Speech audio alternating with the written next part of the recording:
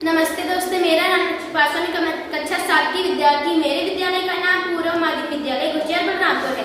आज हम रेशे से वस्त्र तक ऊन बनाने की विधि के बारे में जानेंगे। सबसे पहले हम जान लेते हैं कि ऊन हमें किन किन जंतुओं से प्राप्त होता है। जैसे हमारे याक, लामा, बकरी, अंगोरा बकरी इत्यादि से हमें ऊन प्राप्त होता है। ऊन किसे कहते हैं? भेड़ के सामान्यतः त्वचीय मुलायम घने बाल को ही ऊन कहा जाता है। भेड़ के रेशे भी दो प्रकार के होते हैं, दाढ़ी के रूखे रेशे और तंतु त्वचा पर स्थित तंतु रूपी बाल। भेड़ पालन और प्रजनन क्या है? अच्छी नस्ल के भेड़ों को जन्म देने के लिए जनक के रूप में चयन करने की प्रक्रिया को ही वर्णात्मक प्रजनन कहते हैं। जैसे हमारे कुछ भारतीय भेड़ों के नस्लें हैं के नाम है बाखरबाग, रामपुर बुशाया, नाली, लोही इत्यादि नस्लें हैं।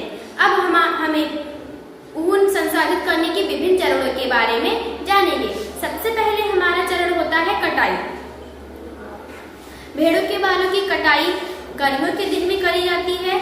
आपने कभी सोचा जब हम बाल कटवाते हैं तो दर्द नहीं करता है और जब हम खींचते हैं तो दर्द करता है? इसलिए जब हम बाल कटवाते हैं तो दर्द नहीं करता है, क्योंकि हमारी सिर की ऊपरी परत मृत कोशिका से बनी है। इसीलिए जब हम खींचते हैं तो दर्द करता है और कटवाते हैं तो दर्द नहीं करता है। अब भेड़ों के रेशों की कटाई के बाद अभिमार्जन होता है।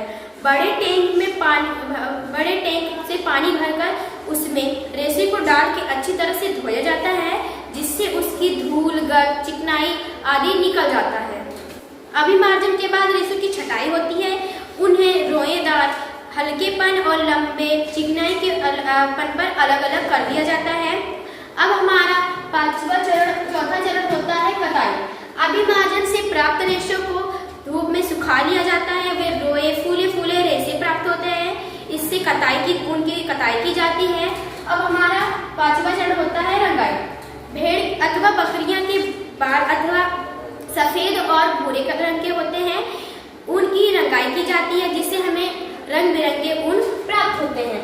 अब हमारा छठवां चरण है ऊनी से धागा बनाना।